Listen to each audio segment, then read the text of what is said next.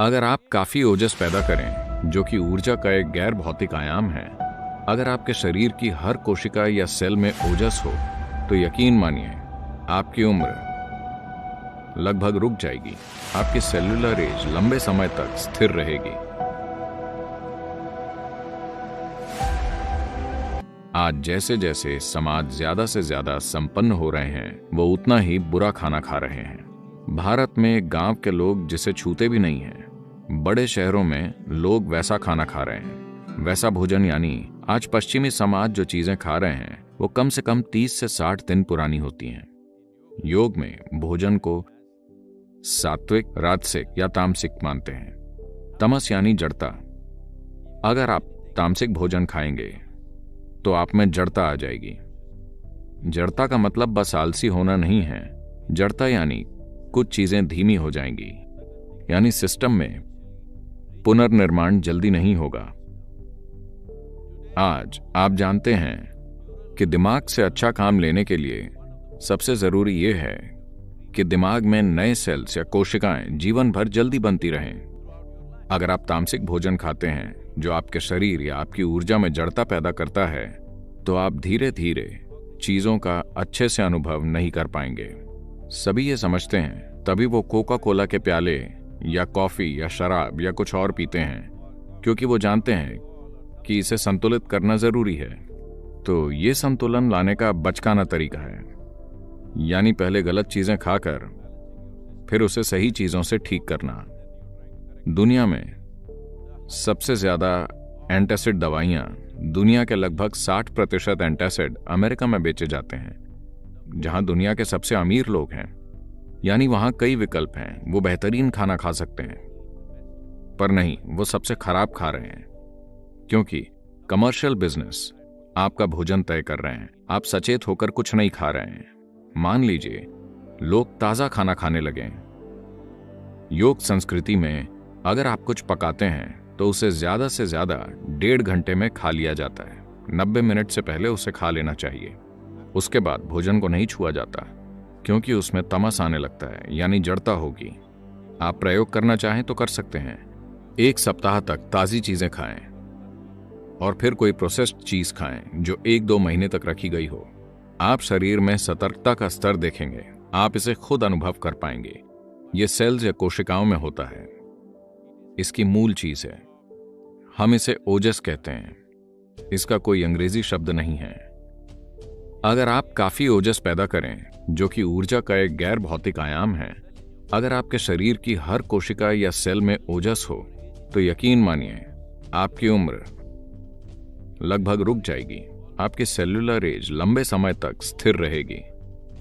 मुझ पर कुछ टेस्ट किए गए हैं और वो कह रहे हैं कि मेरी सेल्यूलर उम्र 25 है। वैसे मैं 25 की उम्र जैसा ही हूं। मैं उतनी ही गतिविधि कर रहा हूं, मेरा वजन उतना ही है, सब वही है। ये कोई चमत्कार नहीं है, सभी ऐसा कर सकते हैं, बस बुनियादी बातों पर ध्यान देना होगा। भोजन से एक और चीज जुड़ी है जिसे विरुद्ध आहार कहते हैं।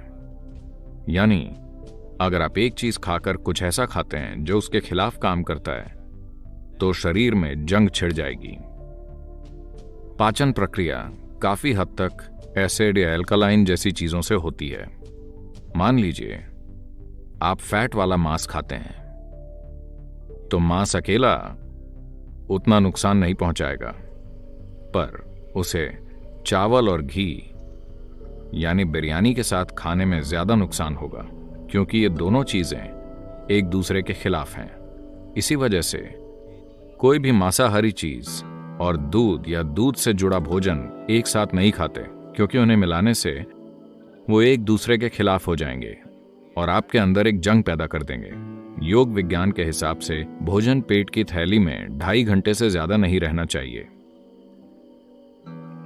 2.5 घंटे में वो बाहर चला जाना चाहिए और पेट खाली हो जाना चाहिए। भूख नहीं लगेगी, पेट खाली रहेगा।